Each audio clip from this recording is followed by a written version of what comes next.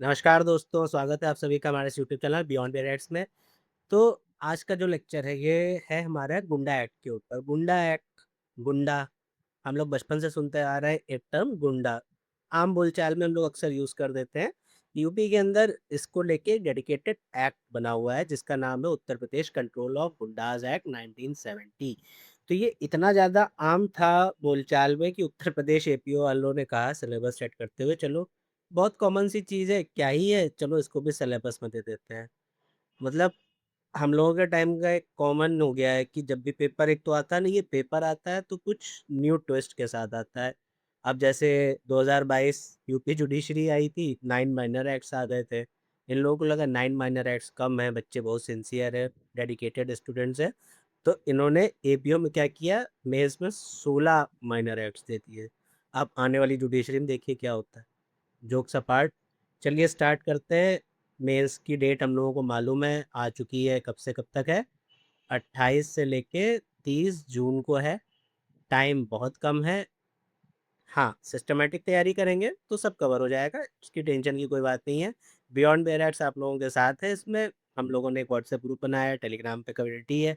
जो भी बच्चे फ्री में तैयारी करना चाहते हैं माइनर एक्ट्स के लिए और मेंस मेंटरशिप मिलेगी आपको। मतलब टोटल आप कुछ आंसर लिख रहे हो, आपको कुछ डाउट हो रहा है, कभी-कभी तुरंत नहीं समझ में आता क्या करना है, तो आप गाइडेंस के लिए उस ग्रुप पे मैसेज कर सकते हैं। आपको जो भी समस्या हो रही होगी उसका जितनी भी जल्दी हो सके आपको सॉल्यूशन मिलेगा।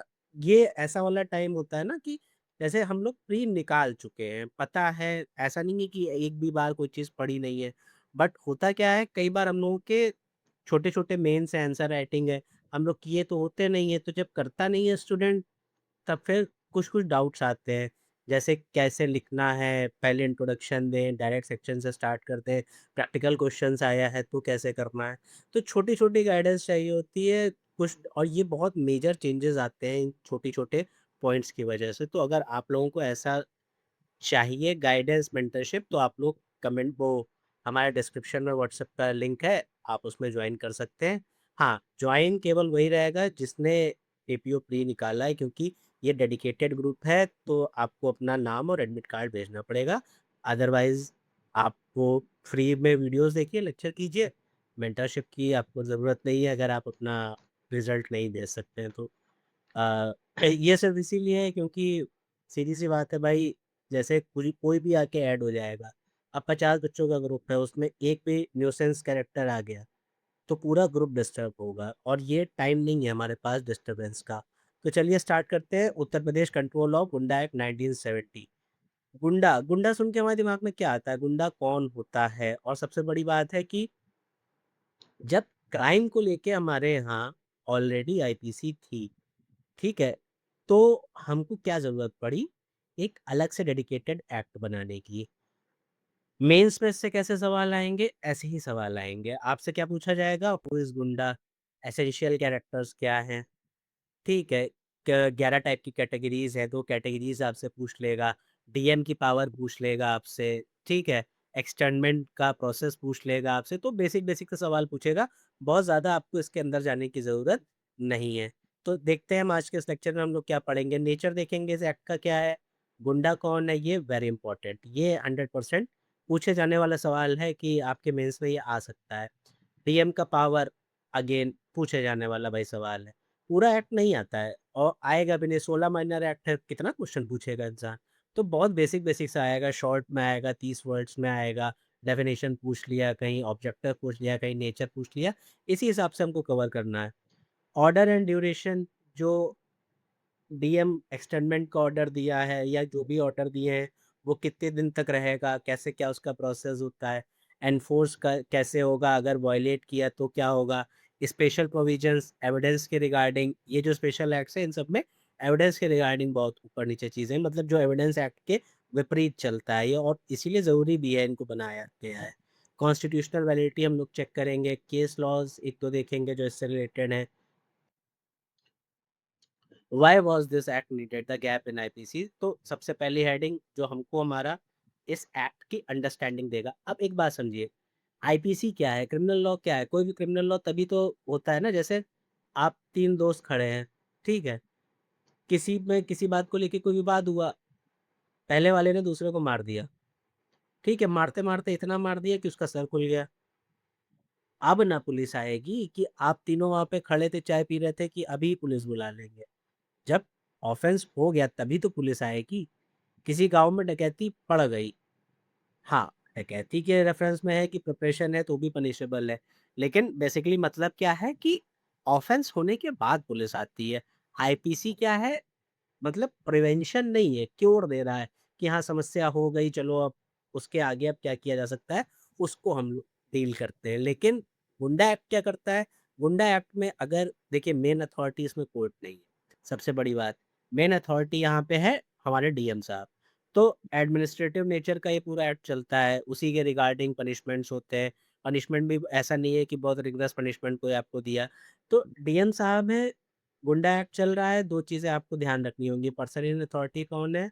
सबसे ज़्यादा पावर डीएम के पास है और ये देखता क्या है? डीएम ये करता है कि अगर इसको लग रहा है केवल mayor on the basis of satisfactory suspicion, बहुत इंपॉर्टेंट वर्ड है, केवल शक के बेसिस पे बट वो रीज़नेबल हो, तो वो किसी को भी गुंडा एक्ट की कैटेगरी में रख सकता है। और अभी हम लोग आगे पढ़ेंगे तो गुंडा के डेफिनिशन में कुछ कैटेगरीज़ ऐसी भी हैं कि मेयर जैसे आपके मोहल्ले में कोई इंसान रह रहा है और लोगों में हवाबाजी है कि ये बहुत ही खतरनाक आदमी है, ये मतलब लोगों ने एकदम दादा बना रखा है, उसने किया आज तक एक पत्थर भी नहीं उठाया है। तो डीएम इसकी जाँच करेगा, भले उसने कुछ एक्ट ना किया हो, स्टिल उसको गुंडा एक्ट में कवर कर लिया जाएगा। अगर जो उसके बारे में बातें हैं वो सारी सही हैं, वो लगता है कि ये सोसाइटी के लिए खतरा हो सकता है, तो प्रिकॉशन के बेसिस पे हम ऐसे लोगों को भी गुंडे की कैटेगरी में ला सकते हैं। तो क्राइम मस्ट हैपन वन ये तब लॉ रिएक्ट करता है, ये आईपीसी का नियम है। विटनेस टेरिफाइड अगर विटनेस है कोई भी, अब हमारा क्रिमिनल लॉ कैसे रन करता है, आप सबने भी ऐसे पढ़ा है, तो बर्डन ऑफ प्रूफ होता है, एक्यूज़्ड के ऊपर होता है, विक्टिम के ऊपर होता है, सब पे चलता रहता है। अगर कोई पर्सन है और कोई उसके खिलाफ गवाही नहीं है, किसी ने जैसे आपके 3 दोस्त थे, वही आपने दूसरे का सर फोड़ दिया, तीसरा वहाँ खड़ा था, आई विटनेस हो गया। अब आपकी ज़्यादा बन रही थी, आपने उसको अपनी तरफ मिला लिया, गवाह नहीं रहा। या वो आपके इस एक्ट से इतना टेरिफाइड हो गया कि अब वो क्या कर रहा है कि अब वो आपके खिलाफ गवाही नहीं दे रहा है। कोई एविडेंस नहीं मिला, कोई गवाही नहीं हुई, आपको जेल होगी? नहीं होगी, ऑब्वियस सी बात है क्योंकि एविडेंस नहीं है तो जेल नहीं है, एविडेंस नहीं है, गवाह नहीं है तो किस बेसिस पे जेल होगी? साफ सीधी-सी बात लेकिन गुंडा एक्ट ऐसा नहीं कहता है। गुंडा एक्ट ये प्रिज़्यूम करके चल रहा है कि इस इंसान की उस सोसाइटी में इतना डर, भय, खौफ है कि कोई गवाही देने आएगा ही नहीं। जैसे आप सब लोग ने पुरानी पिक्चर्स में देखा होगा 70s, 80s, 90s के टाइम पे माफिया बहुत ज़्यादा था। मोहल्ले में अगर कोई उसने पिक्चरों में दिखाते थे कि अगर किसी सोसाइटी में कोई आया आदमी, उसने कोई क्राइम कर दिया, तो कोई गवाही देने नहीं निकलता था। गवाही देने निकला तो उसको मार दिया जाता था। तो वो वाला सिनेरियो थोड़ा-सा अपने दिमाग में रखिए। ये प्रिज़्यूम करता है कि विटनेस कोई आएगा ही नहीं। इसलिए ये एविडेंस वाला जो रूल है ना कि विटनेस नहीं मिला तो केस खत्म। नहीं, ये कहता है कि विटनेस ऑलरेडी डरे हुए हैं, हम उसके बेसिस को ये प्रिज़्यूम करते हुए एक्ट करेंगे। एविडेंस एक्ट के स्ट्रिक्ट रूल मतलब हियरसे एविडेंस वहाँ नहीं होता है, यहाँ होता है। जैसे मैंने अभी आप लोगों से बोला ना कि केवल एक गुंडे की कैटेगरी है जो मोहल्ले में उसकी हवा बनी हुई है, उसके बेसिस पे भी उसको उसने ऑफ़ेंस तो एक्चुअली नहीं किया है लेकिन हियरसे एविडेंस है, सुन-सुन के लोग डिसाइड कर रहे हैं। तो evidence act not applicable properly section 8 में दिया हुआ है। ट्रायल टेक्स ईयर इसमें क्या होता है ट्रायल सालों-साल चलता है, हम सब लोग जानते हैं भाई, तारीख पे तारीख। तो जूरिस्ट थे सनी देओल साहब, उन्होंने बताया था कि बहुत लंबा लॉ में बहुत बड़े जूरिस्ट थे, तो उन्होंने ये चीज़ बताई थी कि trial takes too many year. DM can act within days. DM है भाई वो सीधे से अथॉरिटी डायरेक्ट उसके हाथ में एक पर्सन आया, उसने देखा कि हाँ, सारी चीज़ें सही लग रही हैं, अब उसने क्या किया उठा के सीधे-सीधे उसके अगेंस्ट में गुंडा एक्ट में एक्सटेंडमेंट का ऑफर वो ऑर्डर पास कर दिया। तो वो क्विकली एक्ट कर सकता है इसके अंडर। गुंडा गेट्स बेल कॉन्टी कंटिन्यूअस इंटिमिडेशन जैसे ही गुंडे को क्या हुआ बेल मिल गई, ईज़ी है बेल मिलना। हम सब जानते ही हैं बेल्स के हम लोग अभी बी क्या बोलते हैं बीएनएसएस पढ़ेंगे ही। बीएनएसएस में हम लोग बेल का चैप्टर पढ़ेंगे ही 478, 480, 482 ये सब मेंस के लिए बहुत इंपॉर्टेंट है, देखेंगे ही। तो हम लोगों को पता ही है कि बेल जो है वो राइट होना चाहिए, जेल जो है एक्सेप्शन होना चाहिए। बताइएगा कौन से केस में कहा गया था? तो bail normal criminal procedure law में मिल जाती है। अब यहाँ पे हम प्रिकॉशन कर रहे हैं तो एक्सटर्नमेंट ये टर्म मैं बहुत देर से बोल रहा हूँ। इसका मतलब आप लोगों को शायद नहीं पता होगा। इसका मतलब होता है एक्सटर्नमेंट का कि आप लोगों ने सुना होगा एक टर्म की तड़ी पार कर देना। तो तड़ी पार कर देना इज़ बेल, वो एक्सटर्नमेंट मतलब किसी को उसके शहर से निकाल देना। अब वो उस जैसे बोल दिया गया जैसे लखनऊ में रहते हो, तो डीएम ने ऑर्डर करके कहा कि भाई अब आज से 6 महीने तक आप हमको लखनऊ की बाउंड्रीज़ में नहीं दिखाई देंगे। अब उसका दबदबा था, जो भी चीज़ था वो लखनऊ के अंदर था, उसको वहाँ से निकाल ही दिया। सपोज़ कोई रैली होने वाली थी, वहाँ वो दंगा करवाने वाला था, कोई मर्डर करवाने वाला था, ज़मीन पे कब्ज़ा करवाने वाला था। आपने उसको ऑर्डर दे दिया कि अब तुम शहर में नहीं रहोगे, जब वो शहर में नहीं रहेगा तो वो क्या ही ऑफ़ेंस करेगा। तो आपने प्रिकॉशनरी बेसिस पे उसको शहर से निकलवा दिया। इसी को हम लोग क्या बोलते हैं? एक्सटर्नमेंट।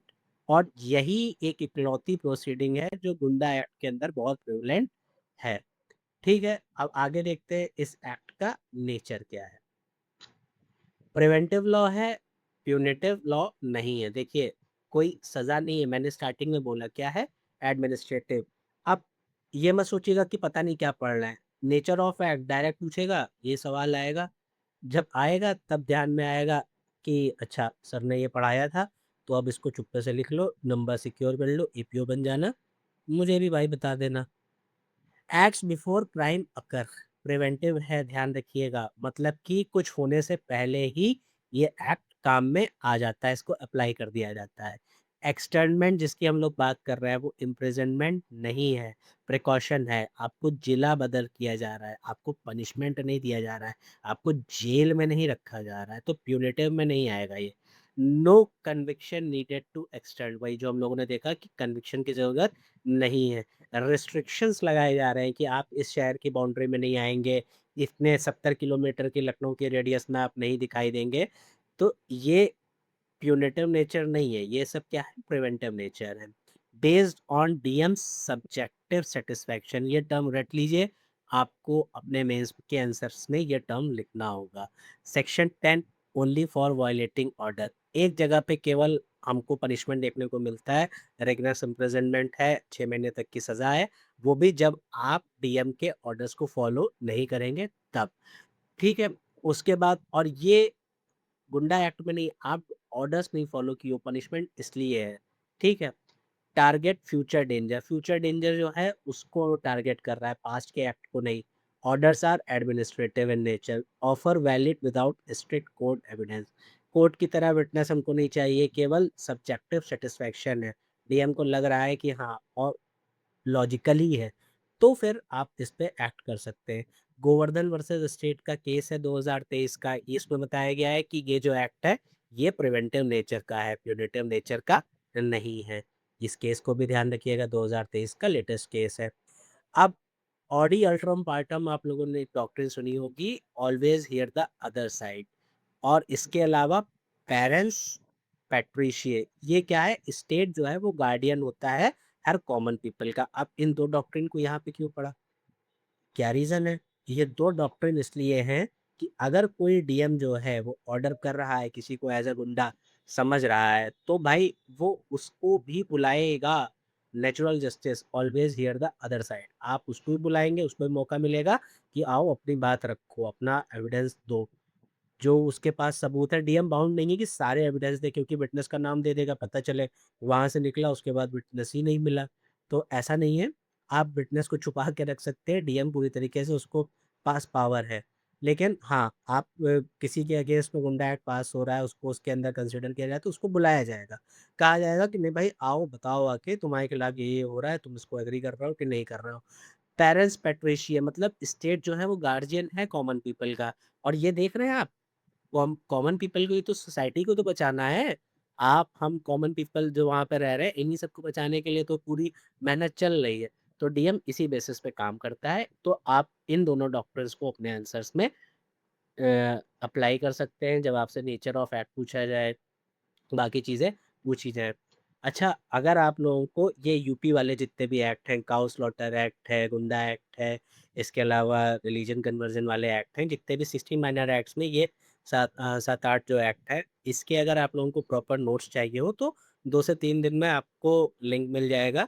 नोट्स पेड होंगे, आपको लिंक मिल जाएगा, आप लिंक पे क्लिक कीजिएगा, आप उसको पे करिएगा और बहुत ही रीज़नेबल प्राइस है और हाँ, इसकी गारंटी है आपको कोई अलग से बेरेट देखने की ज़रूरत नहीं है।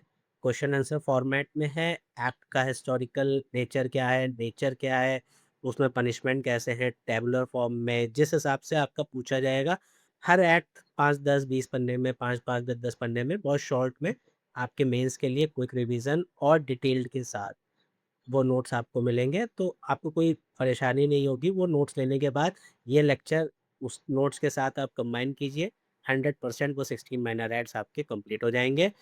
आपको बाकी की चीज़ें तैयार करनी है, ये पेपर 4 है, मेरी ज़िम्मेदारी यहाँ पे बात खत्म हो जाती है। जितना पढ़वा रहा हूँ, जितना जैसे चल रहा है, उतना पढ़िए, बस बात खत्म। गुंडा कौन है? सबसे इम्पोर्टेंट चीज़, नेचर देख लिया, ऑब्जेक्ट देख लिया, एक केस लॉ हम लोगों ने पढ़ लिया किसका? गोवर्धन का। ध्यान में रखते हुए चलिएगा, ये नहीं कि पीछे का बैकअप छूट जाए। तो गुंडा कौन है? कहाँ दिया हुआ है? सेक्शन 2B के अंदर, डेफिनिशन क्लॉज़ सब में यही होता है। तो गुंडे की डेफिनिशन दी हुई है सेक्शन 2B में और कितनी कैटेगरीज़ दी हुई हैं? 11 कैटेगरीज़ दी हुई है। 11 कैटेगरीज़ के साथ-साथ आपको एक चीज़ और याद रखनी होगी कि इसमें 2 बार अमेंडमेंट हुआ है। अमेंडमेंट कब-कब हुआ है? एक हुआ है हमारा 2016 में और एक उससे पहले हुआ है समव्हाट अराउंड 1985 में, जिसमें कि टाउट एक वर्ड ऐड किया गया, हाउस ग्रैबर ऐड किया गया, तो ये सारे टर्म्स तब ऐड किए गए। तो टाउट मतलब क्या? वो जो आप लोगों ने एक बेसिक टर्मिनोलॉजी में सुना होगा, अरे ये दलाल है, ये यहाँ कोर्ट के बाहर टहलता हुआ मिल जाएगा, इस चीज़ को सेट करवा देगा, ये काम करवा देगा।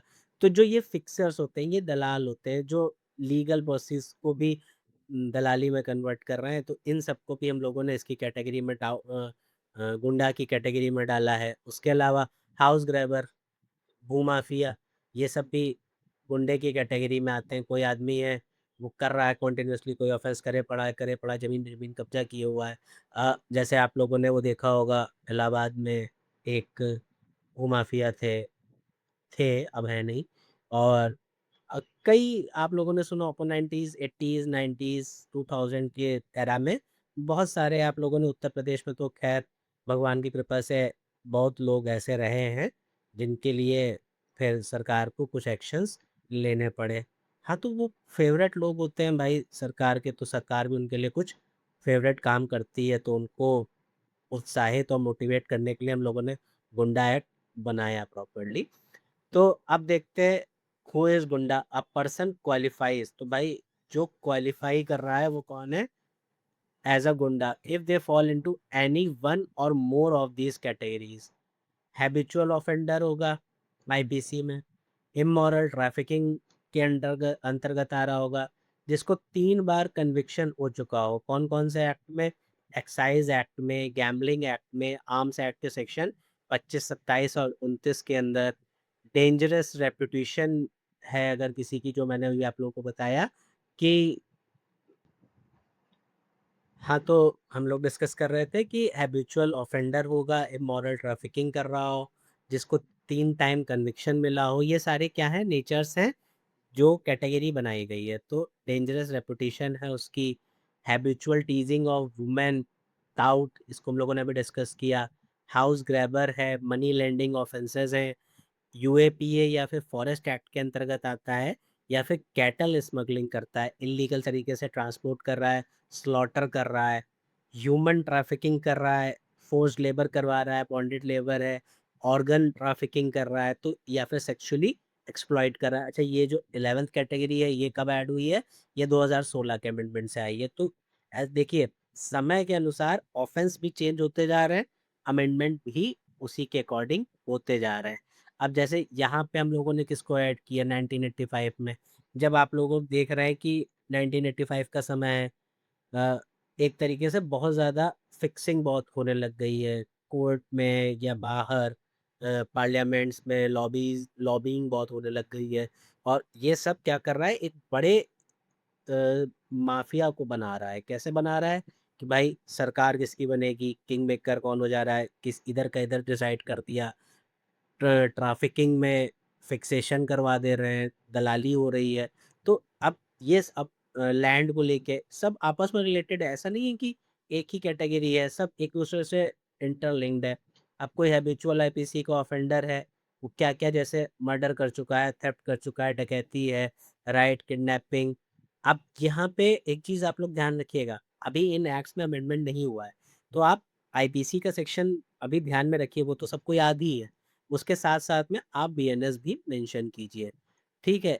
अब जैसे ये सारे एक्ट्स हैं, इनमें से कोई मर्डर हो गया, थेफ्ट हो गया, डकैती, राइट, किडनैपिंग, या इस गैंग का सिंगल मेंबर या फिर गैंग के लीडर, उसके अलावा कौन से ऑफेंसेस जो चैप्टर 15, 17, 18 एपीसी में आते थे, मतलब कि कौन से वाले जो बॉडी के अगेंस्ट हो, प्रॉपर्टी के अगेंस्ट हो, रिलीजियस वाले एक्टिविटी कोई कर रहा है, तो ये सब ऑफेंसेस वाला कैरेक्टर जो भी कर रहा है वो हैबिचुअल आईपीसी का ऑफेंडर है, उसको हम गुंडे की कैटेगरी में यहाँ पे रखेंगे। पहली category immoral trafficking, everyone conviction अंदर जिसको कि immoral traffic in women and girls act 1951 के अंतर्गत शामिल किया गया है। जो एक बार भी, अब यहाँ पे ध्यान रखिए, यहाँ पे था हैबिचुअल ऑफेंडर, यहाँ पे क्या है, केवल सिंगल एक कन्विक्शन भी है तो भी बेटा गए, तो गुंडा एक्ट के अंदर शामिल हो गए, आपका स्वागत है, ये एक्ट बोलता है। डिफरेंस क्या है, अच्छा हैबिचुअल आईपीसी ऑफेंडर वाली कैटेगरी में आ जाएंगे तो आपको कोर्ट भी मल्टीपल टाइम कह चुका है। अभी Manish versus state of UP का केस आया था, उसमें बोला गया था कि हैबिचुअल आईपीसी ऑफेंडर मतलब ये कैटेगरी 1 के अंदर, मनीष के केस में क्या कहा गया था, मनीष के केस में ये कहा गया कि इलाहाबाद हाई कोर्ट ने कहा है कि अगर एक दो केस है तो इसका मतलब ये नहीं है कि आप उसको गुंडे की कैटेगरी में रखेंगे, मतलब कैटेगरी 1 में फॉल करने के लिए आपके पास एक दो केसेस से ज्यादा केसेस होने चाहिए।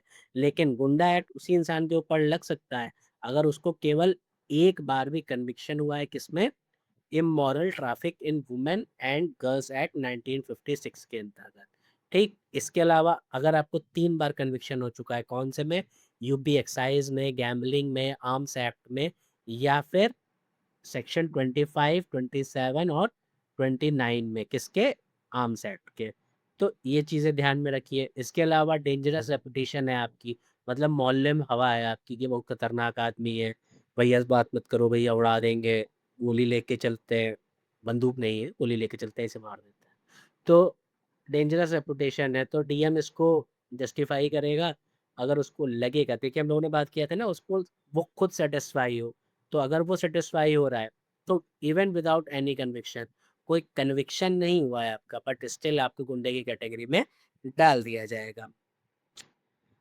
इसके अलावा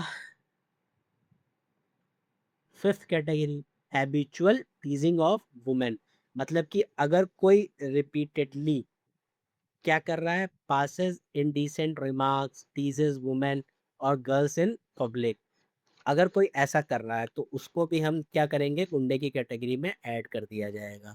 अब ये भी कब ऐड हुआ है ध्यान रखिएगा, 1985 में हमने इसको भी ऐड किया है।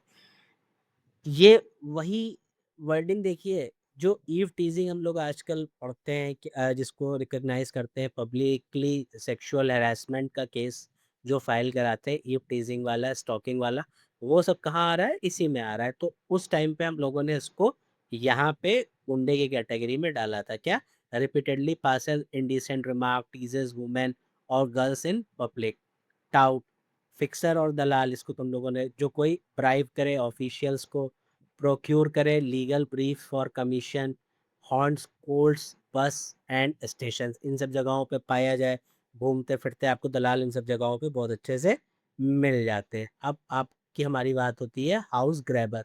हाउस ग्रैबर कौन होता है, हाउस ग्रैबर वही भूमाफिया हो गए हमारे, हम सबके इर्द गिर्द बहुत लोग होते हैं, जमीन का काम कर रहे हैं, वकील हैं आप लोग, आप लोगों ने तो अक्सर देखा होगा कोई ना कोई आदमी प्रॉपर्टी डीलिंग वाला या हाउस ग्रैबिंग, भूमाफिया, 1 करोड़ की ज़मीन थी 1 लाख में मिल रही है, तो क्यों मिल रही है, क्योंकि भाई साहब ने कब्जा कर लिया है, ओनर जहाँ बोलो कि वहाँ साइन करेगा, उसकी वैसे ही अटकी हुई है। तो इस टाइप की ज़मीनें हैं, भूमाफिया है, तो वो सब भी कहाँ आएगा, हमारे हाउस ग्रैबर कैटेगरी, मतलब वो भी गुंडा है। Money lending offences. Money lending offences आप लोगों ने देखा होगा कौन से offences? Criminal coercion by unregulated money lenders, जो ब्याज पे पैसा चढ़ा दिया, पैसा दे के लोगों का जीना हराम कर रखा है, ये इस टाइप के जितने भी ऑफेंसेस आते हैं ये कैटेगरी नंबर 8 में आते हैं। अब money involve in offences punishable under regulation of money laundering, वो मनी लेंडिंग एक्ट 1976। तो मनी लेंडिंग एक्ट के अंतर्गत जितने भी ऑफेंसेस आते हैं वो सारे मनी लेंडिंग एक्ट 1976 के अंदर जितने भी ऑफेंसेस आ रहे हैं वो सब अगर आप कर रहे हैं तो आप गुंडे हैं। यूएपीए या फिर फॉरेस्ट एक्ट के अंतर्गत अगर आप आ रहे हैं, यूएपीए आप लोगों को पता भी होगा कि ये भी हमारी लिस्ट में है आगे 16 माइनर एक्ट्स की। तो अनलॉफुल एक्टिविटीज़ वाला काम है, या फिर फॉरेस्ट एक्ट के अंदर आप उसके इंक्रोचमेंट कर रहे हो, जंगल काटे दे रहे हो, टेररिस्ट एक्टिविटी में आप इन्वॉल्व हो, तो भी जो है वो आपके लिए बात उचित नहीं है, आपको गुंडे की कैटेगरी में शामिल कर लिया जाएगा। कैटल स्मगलिंग, अगर आप इलीगल ट्रांसपोर्ट कर रहे हो, स्लॉटर कर रहे हो, तो भी आपको इन सब चीज़ों के अंदर कर लिया जाएगा। अच्छा, इसके लिए भी जो prevention of cow slaughter act हम लोग पढ़ेंगे 1955, और उसके अलावा एक एक्ट और है हमारा prevention of cruelty to animals act 1960। इनके अंदर जो अगर आपका ऑफेंस आ रहा तो फिर भाई आप गुंडे हैं, आपको बधाई हो, आप पूरी तरीके से एलिजिबल है। अब बचा last 11th one, human trafficking, मतलब फोर्स लेबर कराया, बाउंडेड लेबर कराया, ऑर्गन ट्रैफिकिंग कराई, सेक्सुअली एक्सप्लॉइट किया किसी को, 2016 के अमेंडमेंट से आया है। तो आपको गुंडे एक्ट के अंदर हम लोगों ने सबसे ज़्यादा टाइम अगर आप देखें तो इन्हीं 11 कैटेगरीज को समझने पढ़ने में लगाया है। आपसे डायरेक्टली पूछा जाएगा हु इज़ गुंडा, तो आपको बताना पड़ेगा, इसका कॉन्स्टिट्यूशनल एसेंस बताना पड़ेगा, गुंडा कौन है बताना पड़ेगा। ये 11 कैटेगरीज आपको इन शॉर्ट लिखनी पड़ेंगी, उसके आगे छोटा छोटा पॉइंटर्स बना के देना पड़ेगा। तो यहाँ से नोट्स बनाइए, कोई दिक्कत नहीं है। हाँ, अगर आपको लगता है कि यहाँ से पढ़ना है, नोट्स आपको चाहिए, तो नोट्स की चिंता मत कीजिए, बने हुए हैं, वो 2-3 दिन में आपको अवेलेबल हो जाएंगे। आपको बस पढ़ना है, चाहे ऐसे पढ़िए चाहे वैसे पढ़िए, ये टेंशन नहीं लीजिए कि नोट्स अगर मैं नहीं खरीद पा रहा, अफोर्ड नहीं कर पा रहा तो पढ़ाई नहीं हो पाएगी, ऐसा कुछ नहीं है। ये सारी पीपीटीज बनी हुई है, यहाँ से नोट्स बनाइए, ईजी है। अगर आप चाहते हैं ये वाला काम ना करना तो फिर आप नोट्स खरीद सकते हैं, completely on your wish, on your call. कोई भी है, ये नहीं होगी कि समस्या नहीं होगी कि मेंस में पैसे नहीं थे इस वजह से मेंस की तैयारी नहीं कर पाए, वो हो जाएगी, आप उसके लिए समस्या मत रखिए। किसी को कोई प्रॉब्लम आ भी रही है तो डायरेक्ट उसको मैसेज आप कर सकते हैं, नीचे नंबर भी आप लोगों को मिल जाएगा डिस्क्रिप्शन में। आगे देखते हैं, section 3(1) the triple satisfaction test. Direct पूछ सकता है, और अगर डायरेक्ट ना भी पूछा तो आप ये टर्न लिखिएगा। सेक्शन 3 बताता है कि DM can act only when all 3 condition exist. अभी तक हम लोग देख रहे थे गुंडा कौन सी कैटेगरी में बनाएंगे, अब हम लोग देखेंगे डीएम कब एक्ट करेगा। फर्क है, गुंडा केवल बनाना नहीं, ये 3 कंडीशंस जो इसमें हम लोग अभी पढ़ेंगे ना, एबीसी, ये तीनों कंडीशंस फॉल करनी चाहिए तभी किसी इंसान के अगेंस्ट में ऑर्डर हो सकता है। तो पावर क्या होगी डीएम की, ये हमको अब पता चलेगा। द पर्सन मस्ट बी गुंडा, मतलब सबसे पहली बात वो क्या होना चाहिए, किसी भी 11 कैटेगरीज के अंदर एक या एक से ज़्यादा कैटेगरी में 2B में फॉल करना चाहिए। डीएम के पास क्रेडिबल मटेरियल होना चाहिए, केवल र्यूमर या फिर पुलिस के कहने पे नहीं। 3(1)A बताता है there must be a danger और लाइक्लीहुड ऑफ ऑफेंस। वो जब एक्ट करेगा इसके अंतर्गत तो उसे पता होना चाहिए कि कोई डेंजर है, नेबर एरिया में कोई ऑफेंस होने वाला है। मूवमेंट कॉजिंग और calculated to cause alarm, danger और हार्म टू पर्सन और प्रॉपर्टी, और reasonable grounds to believe the person is about to commit an offence category under 1, 2 और 3। 1, 2 और 3 कैटेगरी के अंदर ये कैटेगरीज कौन सी है, ये भी अभी हम लोगों ने देखा, जाना सुना समझा। दिमाग में आया कहाँ जाना सुना समझा है सर, ये तो डॉज कर दिया, लेकिन नहीं, डॉज नहीं किया। अभी जो हम लोगों ने डेफिनेशन देखी है ना, 2, कौन सी डेफिनेशन है जल्दी बताओ, ये आपके लिए गुंडे की जो डेफिनेशन थी जो भी हम लोग पढ़ते हुए आए हैं, अच्छा ऊपर ही लिखा हुआ है, फिर क्या ही सवाल, नहीं तब भी कमेंट बॉक्स में लिखिए तो आपका दिमाग चलेगा। 2B की जो डेफिनेशन है उसके अंतर्गत जो पहली, दूसरी, तीसरी कैटेगरी हम लोगों ने पढ़ी, उनके अंदर का कोई भी ऑफेंस होने वाला है तो उसको डीएम को ये पता होना चाहिए कि ये चीज़ें होने वाली हैं। विटनेस जो है वो आर अनविलिंग टू जस्टिफाई, वही जो हम लोगों ने डिस्कस किया कि विटनेस जो है वो गवाही देने नहीं आएगा। Witnesses refuse to come forward due to apprehension regarding the safety of their person और प्रॉपर्टी। ये बहुत यूनिक कंडीशन है, ध्यान रखिएगा, क्योंकि यहाँ पे हम लोग एक्नॉलेज कर रहे हैं कि डर होता है भाई। ऐसा नहीं है कि कोई कुछ ऑफेंस कर रहा है तो इंसान के अंदर एक डर बनता है कि भाई इसने एक को मारा है, 10 को मारा है, मैं गवाही देने जाऊंगा तो मुझे भी मार सकता है। इस चीज़ को हम लोगों ने कंसिडर किया है। तो ये सारी चीज़ें अगर हैं, ये तीनों चीज़ें हैं, ध्यान रखिए। मतलब कि गुंडे की डेफिनेशन में फॉल कर रहा हो, उसको पता है, डीएम को पक्का लग रहा है कि डेंजर है कोई भी पहली, दूसरी, तीसरी कैटेगरी के लेवल का, कहाँ पे, उस एरिया में या लाइक्लीहुड आसपास के क्षेत्र में, और विटनेस जो है वो आर अनविलिंग टू जस्टिफाई। तो फिर डीएम क्या करेगा, वो नेक्स्ट ऑर्डर पास करेगा। वो क्या होगा वो हम लोग देखते हैं। अच्छा ध्यान दीजिए, if any condition is absent DM has no jurisdiction to proceed. अब डीएम क्या करेगा, पहले हम लोगों ने देख लिया 3(1) के ए, बी और सी में, तो डीएम ने सेटिस्फेक्शन बना लिया कहाँ, 3(1) में। अब रिटर्न नोटिस उसने इशू किया, general nature of allegation stated, person gets reasonable time to respond, audi alteram partem जो अभी हम लोगों ने पीछे देखा था।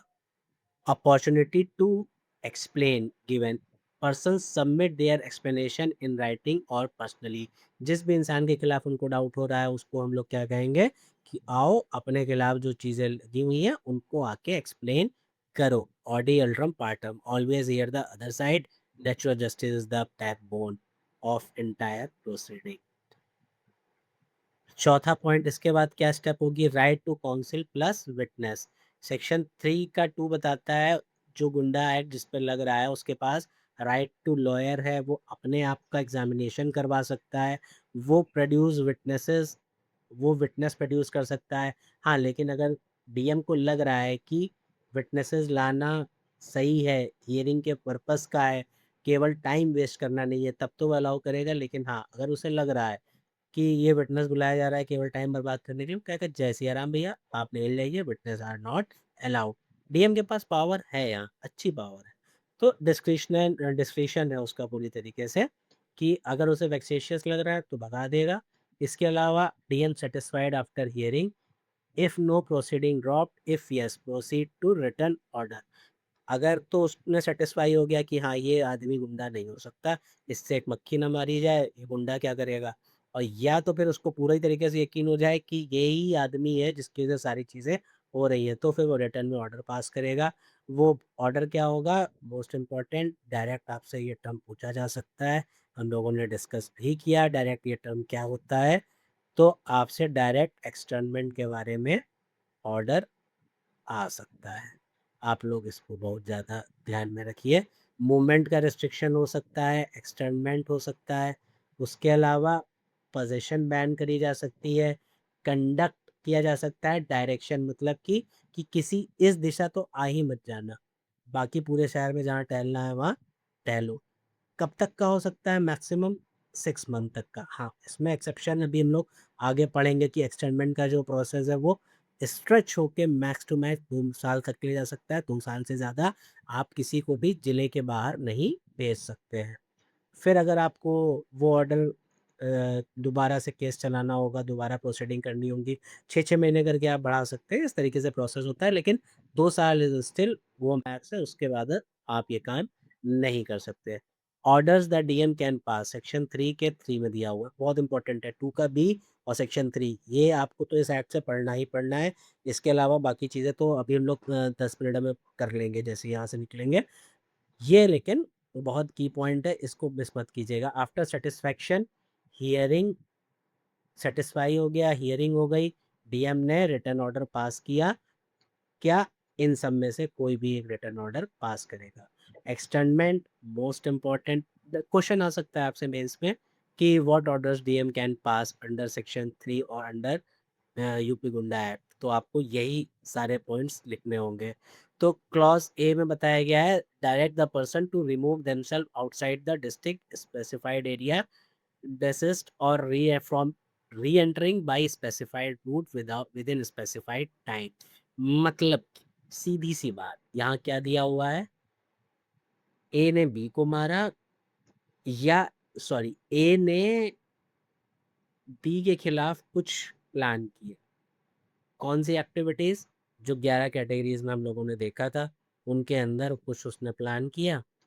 अब उसके मोहल्ले में बहुत ज़्यादा हवा थी कि ये बहुत बड़ा गुंडा है, डीएम के पास तक बात गई, उसको समझ में आ गया, उसने इंक्वायरी कराई, वो वहाँ आया, डीएम को लगा कि हाँ ये कर सकता है, ये है इस कैटेगरी में फॉल करता है। वो उससे कहेगा चलो एक काम करो, तुम यहाँ से तुरंत निकलो, निकल लो। कितने दिन के लिए? 6 महीने के लिए, कतई दिखाई मत दे जाना। अपने आप को इस डिस्ट्रिक्ट की बाउंड्री से 50 किलोमीटर तक कहीं भी दिखने मत देना, जहाँ भी रहना 50 किलोमीटर दूर ही रहोगे। एंट्री हुआ तो फिर तुम्हारे खिलाफ कार्यवाही होगी। ठीक है, बता दिया जाएगा कि ये वाला जो रास्ता है, इस स्पेसिफिक रूट पे तो कतई मत दिखना, ये भी बैन है तुम्हारे लिए। सारी चीजें, शहर छोड़ के जाओगे, कौन से रास्ते से जाओगे, ये भी डीएम बताया। ठीक है, विद और आज ऑर्डर हो रहा है, सपोज आज 11 तारीख है, 72 घंटे में दफा हो जाए, डीएम सीधे सीधे कहे दफा हो जाने का मतलब एक्सटर्नमेंट, शहर से बाहर, जिला बदर बोलते हैं इसको, तड़ी पार होना, आप लोगों ने पुरानी मूवीज में ये टर्म सुना होगा।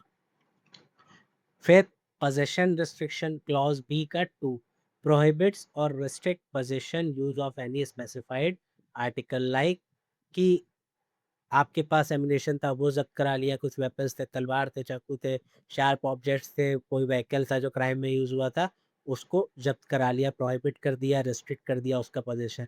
Maximum 6 month. यहाँ पे देखिए इनिशियली लिखा है, यहाँ नो इनिशियली, क्योंकि ये 6 ही महीने के लिए होगा, वो 6 महीने के लिए नहीं है, वो 2 साल तक बढ़ाया जा सकता है। मूवमेंट रिपोर्ट करना, क्लॉज बी का 1 require the person to notify their movement at regular interval, report to specified authority और police officer at fix time, maximum 6 month.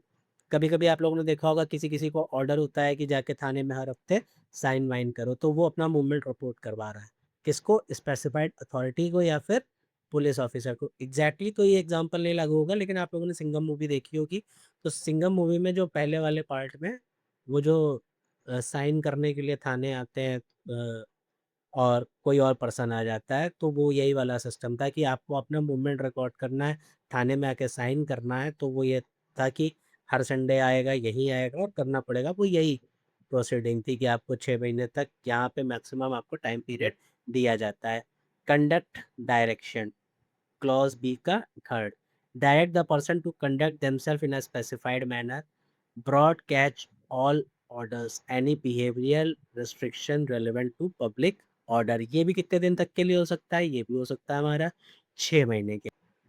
Conduct direction का मतलब जैसे आपसे कह देगा कि आप पर्टिकुलर इस एरिया में नहीं जाओगे, इस जगह आउटमैट नहीं करोगे।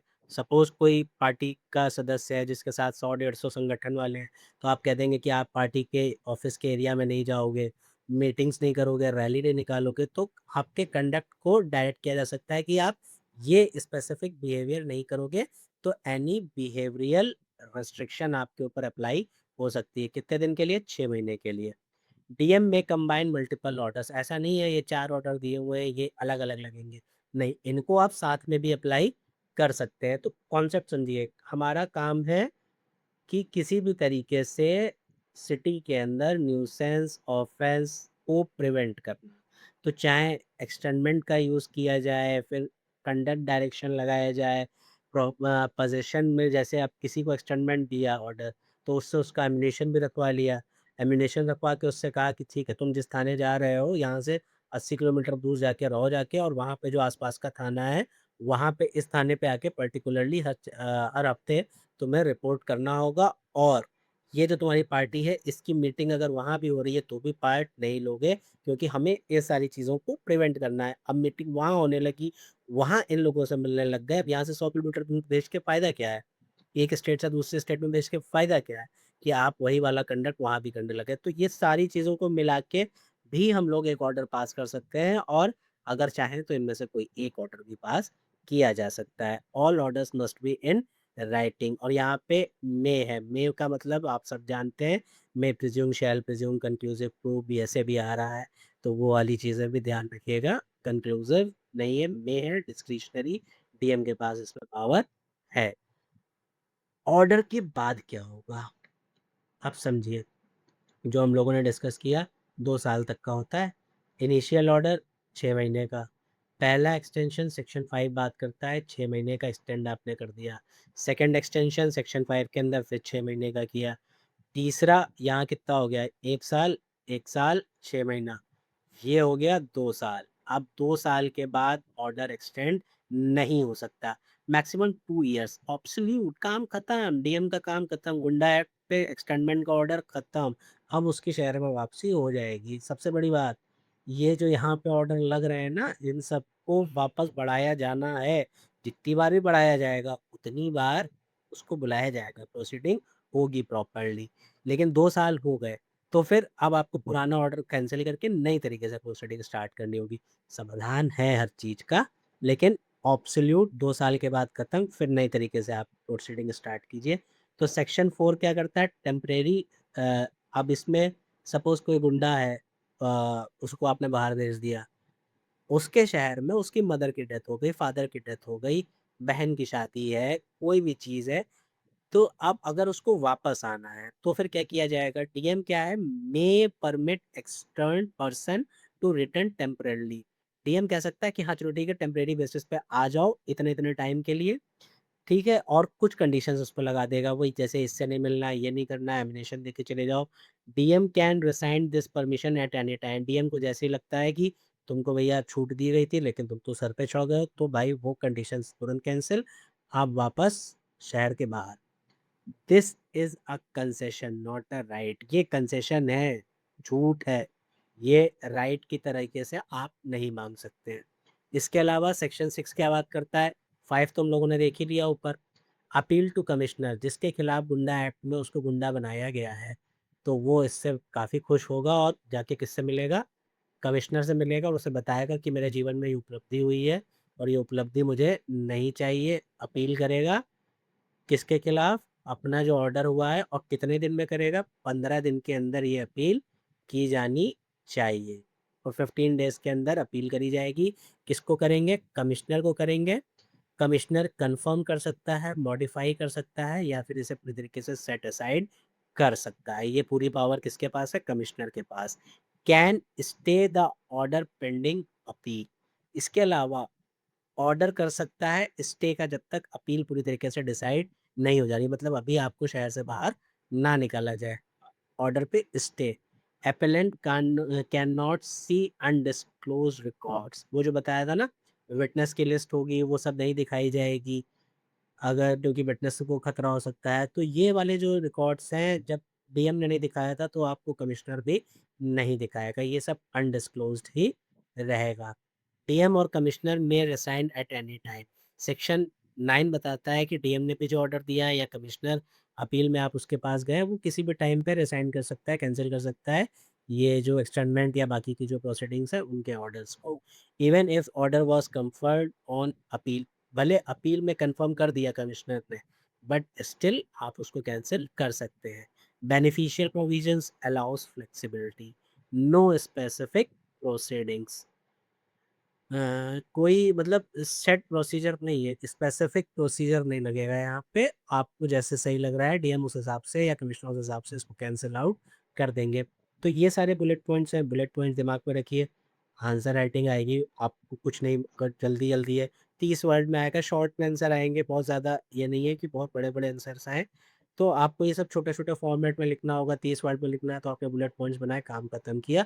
अंडरलाइन कर दिया क्या, जैसे 15 डेज़ है अपील के लिए, उसके बाद कमिश्नर क्या कर सकता है? कंफर्म कर सकता है, मॉडिफाई कर सकता है, सेट असाइड कर सकता है। धीरे धीरे आपने सारी चीज़ें मेंशन कर दी। Define the order, section 10 and 11। Goonda defies the order, fails to leave or री एंटर्स द रिस्ट्रिक्टेड एरिया। जो गुंडा, जिसको बनाया गया है, ठीक है, 2B में जिसने क्राइटेरिया सेट किया, सेक्शन 3 के अंदर उसके सारी तीनों क्वालिटीज़ मिल गई। अब उसको हमने बोला था दफ़ा हो जाओ, वो दफ़ा हुआ नहीं। तो सेक्शन 10 में क्रिमिनल प्रोसिक्यूशन चलेगा। क्रिमिनल प्रोसिक्यूशन कैसे चलेगा? रिगरस इम्प्रिजनमेंट होगा, मतलब कि जेल में जाइए और पत्थर तोड़िए, हार्ड लेबर आपको करना पड़ेगा। कितने दिन तक? मिनिमम 6 महीने से लेके मैक्सिमम 6 महीने तक का आपको पनिशमेंट मिलेगा। मतलब कि अगर डीएम ने कहा है कि शहर से भाग जाओ, अपने आर्म्स सबमिट करो, आप ये सब नहीं कर रहे हो, तो फिर आपने ऑर्डर का उल्लंघन किया। ऑर्डर का उल्लंघन करने पे आपको क्या होगा? सज़ा मिलेगी। इसके साथ-साथ एडिशनल फाइन भी लगेगा। मिनिमम सेंटेंस तो दिया ही जाएगा, मैंडेटरी है। Court can not impose less than 6 month, 6 month से कम की सज़ा कोर्ट नहीं देगी। सेक्शन 11 क्या कहता है? डीएम ऑर्डर अरेस्ट रिमूवल इन पुलिस कस्टडी। डीएम ऑर्डर कर सकता है अरेस्ट, उसके साथ-साथ रिमूवल का ऑर्डर कर सकता है। मतलब कि फोर्सेबल रिमूवल, आपको बोला शहर से निकल जाओ, निकल ही नहीं रहे हो, तो डीएम कहेगा एक काम करो बेटा, पुलिस वाले जाओ, इसको ऐसे गर्दन से पकड़ो और घसीट के बाउंड्री के बाहर ले जाके फेंक दो। तो removal from the area, police custody के अंदर आपको ले जाएंगे, उठा के बाहर फेंक देंगे। Remove to the place outside the specified area, उस जगह से आपको उठाया गया और उठा के बाहर फेंक दिया गया।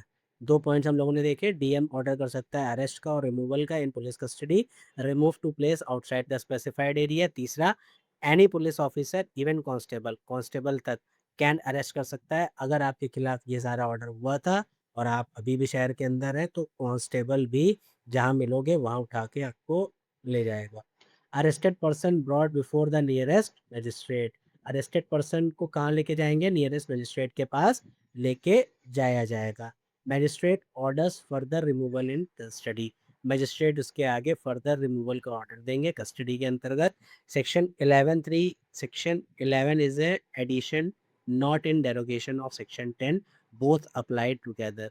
सेक्शन 11 की प्रोसीडिंग अलग है, सेक्शन 10 की प्रोसीडिंग अलग है, एक दूसरे को कॉम्प्लीमेंट कर रहे हैं, लेकिन ये नहीं है कि उसका सज़ा यहाँ हो गया है तो ऐसा कुछ है। ये एक दूसरे को कॉम्प्लीमेंट कर रहे हैं, एडिशन में है, एक साथ अप्लाई करे जा सकते, कोई रिस्ट्रिक्शन यहाँ पे नहीं हो रही है। तो सेक्शन 11 से हम लोग क्या समझ रहे हैं और 10 से क्या समझ रहे हैं, एक बार इन ब्रीफ समझते हैं। अगर एक एग्जांपल से समझे सेक्शन 11 और 10 को एक दूसरे के साथ कैसे कॉम्प्लीमेंट कर रहे हैं, तो सपोज कोई ए बंदा है, रमेश सुरेश नाम का, कोई एक पर्सन ले लेते हैं, आपका जो उसका भी मन हो रख लेते हैं, हमने रमेश रख दिया। तो रमेश नाम का कोई बंदा है, हैबिचुअली ऑफेंडर है, भूमाफिया भी बहुत बड़ा है। डीएम को लग गया ये आदमी जो है ये गड़बड़ है, शहर में दंगे करवाने वाला है, तो एक काम करो, इसको उठा के शहर के बाहर करो। उनने कह दिया जिला बदर, चलो दफा हो जाओ, 72 घंटे में छोड़ देना ये शहर। रमेश ने कहा कि अरे ऐसे बहुत डीएम आए गए और हमको निकालेंगे। वो 72 घंटे हो गए क्या, 1 हफ्ता हो गया नहीं गया। वो टहल रहा था, एक कांस्टेबल था वहां से जा रहा था, उसने देखा अरे ये तो रमेश है, इसको तो डीएम ने कहा था बाहर निकल जाओ। तो वो कांस्टेबल, उसके पास कोई वारंट है नहीं है, वारंट वारंट कुछ नहीं है, तो सेक्शन 11 में उसको पावर मिली हुई है वारंटलेस। वो क्या करेगा, उसको ऐसे करके कॉलर पकड़ेगा, उठा के शहर के बाहर फेंक देगा। फोर्सेबल रिमूवल, ये पावर इसीलिए दी गई है ना कि पब्लिकली इम्प्लीमेंट तो हो जाए। अब डीएम के पास एक्सटेंडमेंट का पावर है, सारी चीज का है, लेकिन अप्लाई ही नहीं कर पा रहे हैं वो, आपको लैंड पे पावर ही नहीं है जमीनी तौर पे, तो क्या करोगे? तो ये एक्ट ही बेकार हो जाता है, इसलिए इसको यहाँ पे पावर दिया गया।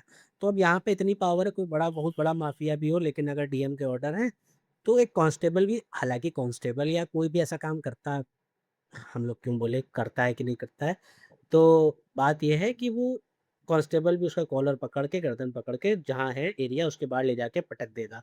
केवल यहाँ पटकेगा नहीं, सेक्शन 10 में जो उसने सेक्शन 3 का, 4 का, 5 का, 6 का, ये वाले जो ऑर्डर उसने नहीं माने हैं ना भाई, इनके चलते उसके खिलाफ अब कार्यवाही भी होगी, और जिसमें उसके खिलाफ मिनिमम कोर्ट कितनी सजा देगा? 6 महीने की सजा देगा। तो सेक्शन 10 और 11 हम लोगों ने देखा साथ में चलेंगे, बोथ अप्लाई टुगेदर, अलग अलग इसमें कोई भी सिस्टम नहीं है। स्पेशल प्रोविजंस क्या है? सेक्शन 8, 12, 13 एंड 14 इस एक्ट के। नेचर एविडेंस का क्या होगा? इंडियन एविडेंस एक्ट नहीं अप्लाई होगा, इंट्रोडक्शन में हम लोगों ने पढ़ लिया। कोई भी एविडेंस जो कि प्रोबेटिव वैल्यू का है, मतलब कि लग रहा है कि हाँ यूज़फुल है, प्रोबेटिव है, उसको यूज़ यहाँ पे किया जा सकता है। इसमें क्या-क्या आएगा? पुलिस रिपोर्ट आएगी, कोई भी हेयरसे एविडेंस, बहुत ध्यान से सुनिएगा, हेयरसे एविडेंस यहाँ पे इंक्लूड होता है, बार-बार बोल रहा हूँ। एफिडेविट्स हो गए, इंटेलिजेंस का कुछ इनपुट हो गया जिसके बेसिस पे डीएम एक्ट कर सकता है, क्योंकि स्ट्रिक्ट रूल्स जो होते हैं वो एक्ट को अनवर्केबल बना देते हैं। इतना पावर इसीलिए तो मिल रहा है, डीएम सस्पेशन पे काम कर रहा है ना। अब कैटेगरी नंबर 4 देखिए, उसने कोई ऑफेंस किया? आज तक नहीं ऑफेंस किया। लेकिन फिर भी केवल मोहल्ले में हवा थी, कैटेगरी में उसको गुंडे में डाल दिया गया। अब ऐसा भी नहीं है कि अपनी मर्ज़ी से एक्ट कर रहा है, डीएम पूरी तरीके से जाँच भी करेगा तभी उसको उस कैटेगरी में डाला जाएगा। हैबिचुअल ऑफेंडर के लिए केसेज़ में अब कैटेगरी 1 में हम लोगों ने देखा कि उसके खिलाफ अगर मर्डर का, एक्सटॉर्शन का, क्रिमिनल इंटिमिडेशन का, थेफ्ट का, ये सब के पहले भी उसके खिलाफ कन्विक्शन हो चुके हैं।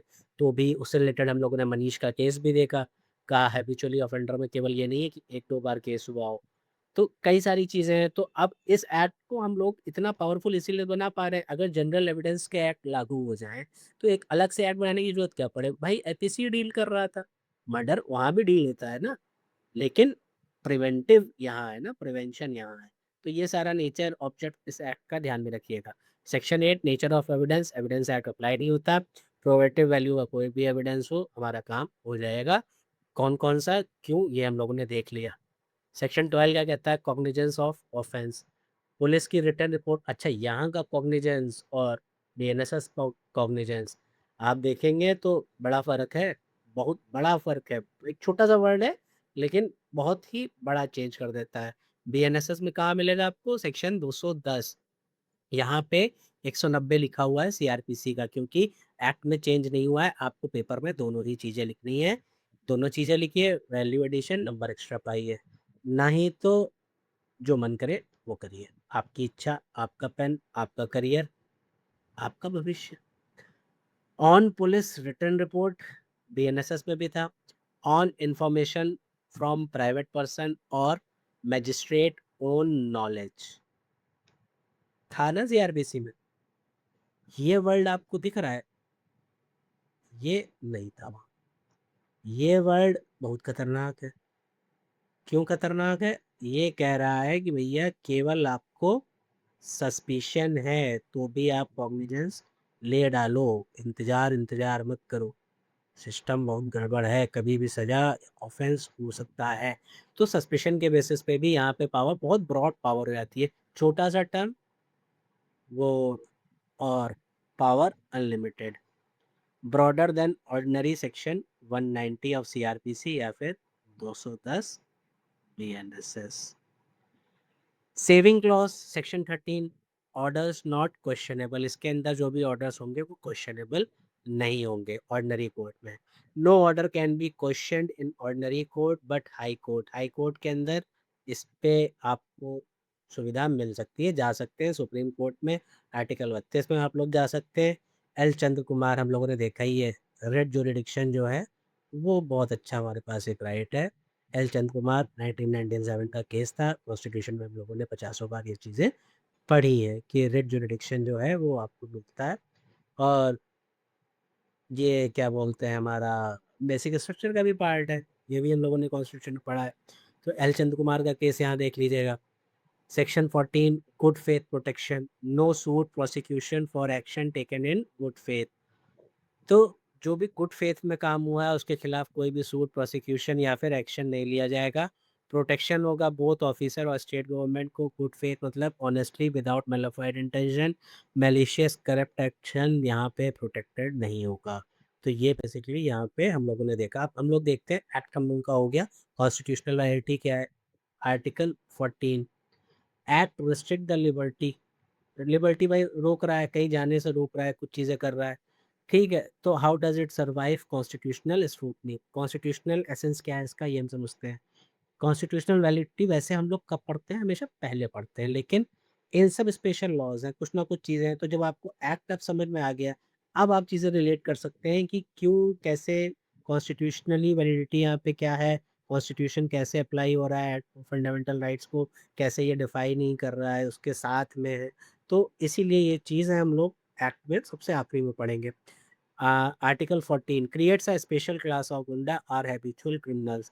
रीजनेबल क्लासिफिकेशन पढ़ा है ना, वही Valid classification, intelligible differentia, habitual criminals posing criminal danger, rational nexus connected to preventing public harm, non-arbitrary based on credible material. तो भाई रीजनेबल क्लासिफिकेशन की डॉक्ट्रिन है हमारे पास, इंटेलिजिबल डिफरेंशिया है, हम हैबिचुअल ऑफेंडर्स को एक गुंडा एक अलग से कैटेगरी बना रहे हैं ना, भेदभाव कर रहे हैं ना, ये आदमी नॉर्मल आदमी, ये गुंडा आदमी, ये शरीफ आदमी, ये गुंडा आदमी, इसको शहर से बाहर रखो, इसको शहर में रखो, कल को जाके कोई गुंडा कह दे मेरा फंडामेंटल राइट इन्फ्रिंज हो रहा है, तो ऐसा नहीं है। ये हम लोग इंटेलिजिबल डिफरेंशिया के बेसिस पे आर्टिकल 14 के अंतर्गत राइट टू इक्वालिटी में ये चीज़ कर सकते हैं। 19(1)(d) और E externment directly restrict free movement.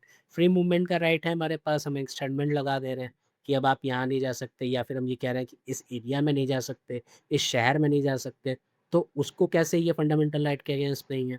तो हम सब ने देखा है आर्टिकल 19(5) में रीजनेबल रिस्ट्रिक्शंस दिए हुए हैं जनरल पब्लिक के लिए, 6 month limit plus 2 year ceiling proportionate है। तो ये सारी चीज़ें, ये केस कुछ गलत हो गया है, ये केस नहीं है यहाँ का, ठीक है, ये केस मत पढ़िएगा। हाँ, तो 6 मंथ तक की सीलिंग और 2 ईयर की, जो पूरा 6 मंथ का लिमिट और 2 ईयर सीलिंग्स है, तो रीजनेबल रिस्ट्रिक्शन तो है ना पब्लिक पॉलिसी के लिए, स्टेट के प्रोटेक्शन के लिए, सिटीजन्स के लिए।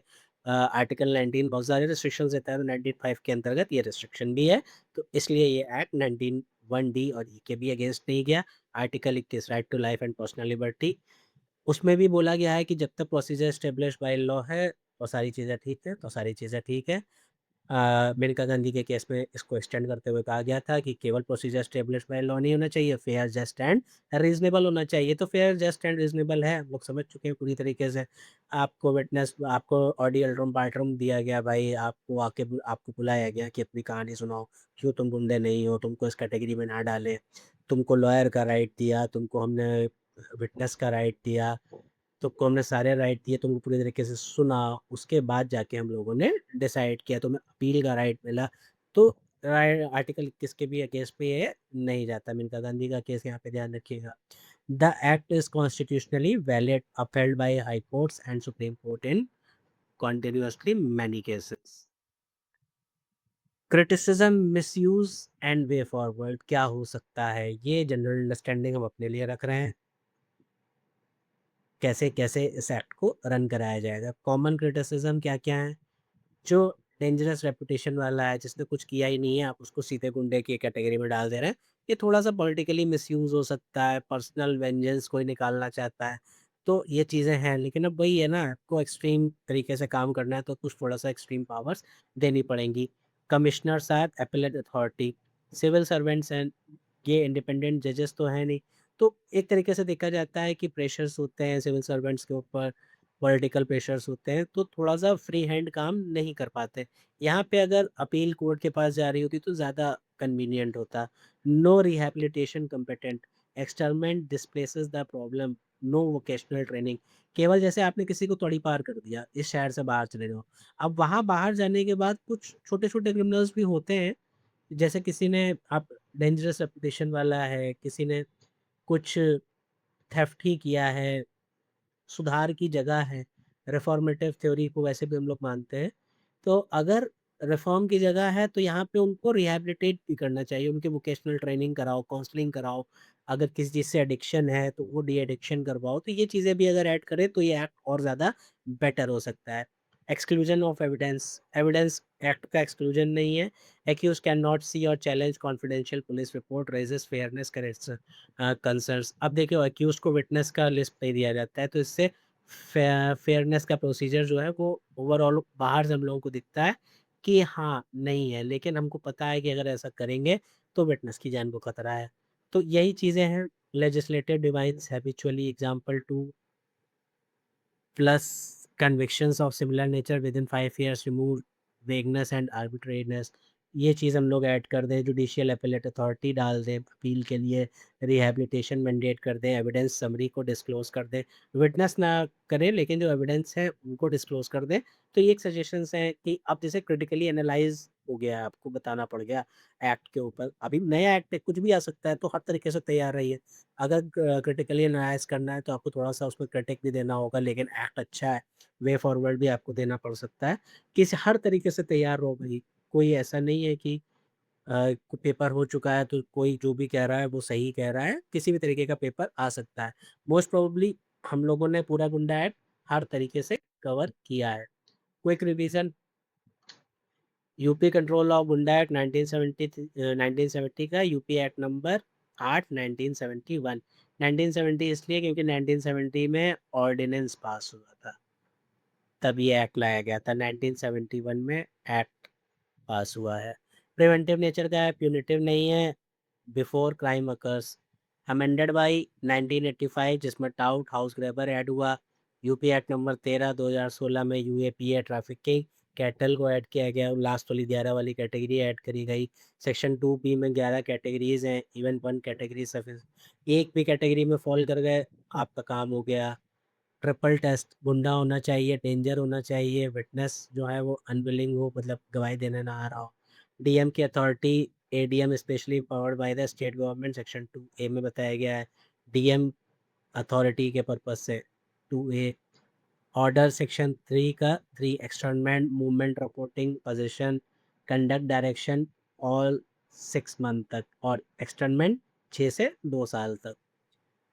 Extension can extend but aggregate maximum 2 year, absolute ceiling, no exceptions. Appeal section 6 to commissioner within 15 days, confirm हो गई, modify हो गई या फिर set aside कर दी।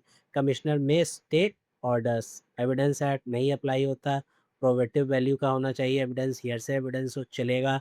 फोर्सेबल रिमूवल हुआ सेक्शन 11 में, ताकि बाहर फेंक दिया आपने, 3 4 5 6 वाले ऑर्डर्स को फॉलो ही नहीं किया, तो फिर आपके खिलाफ ये सारी हो सकती है। कोई भी पुलिस ऑफिसर वारंटलेस अरेस्ट कर सकता है। In addition to section 10 orders not questionable in ordinary court, ordinary court में नहीं, आपको हाई कोर्ट जाना पड़ेगा या फिर आपको सुप्रीम कोर्ट जाना पड़ेगा, रेड जुरिडिक्शन में 226 और 32 के अंतर्गत।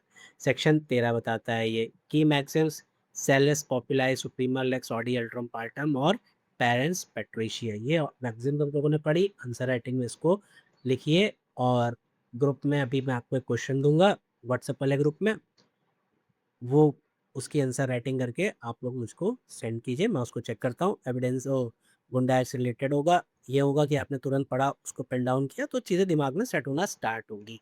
मेंस है, लिखने का खेल है, साफ सीधी सी बात है, लिखेंगे नहीं मेंस गड़बड़ हो जाएगा। दिमाग में चीज़ें जानी चाहिए, लेकिन जाने के बाद बाहर भी आनी चाहिए। ठीक है, तो let's wrap up the UP control गुंडा एक्ट 1970। नेक्स्ट लेक्चर हम लोगों का जो होगा, लेक्चर जो है वो काउ स्लॉटर एक्ट पे है। पूरी सीरीज, जो पूरी सीरीज चल रही है हमारी, इसको फॉलो करो भाई। यूपी एपीओ मेंस की सीरीज है। All the best. Beyond bare acts hope करता है कि आप लोगों का प्री निकल चुका है, मेंस भी निकले, इंटरव्यू भी निकले, और एपीओ बन जाओ। बाय।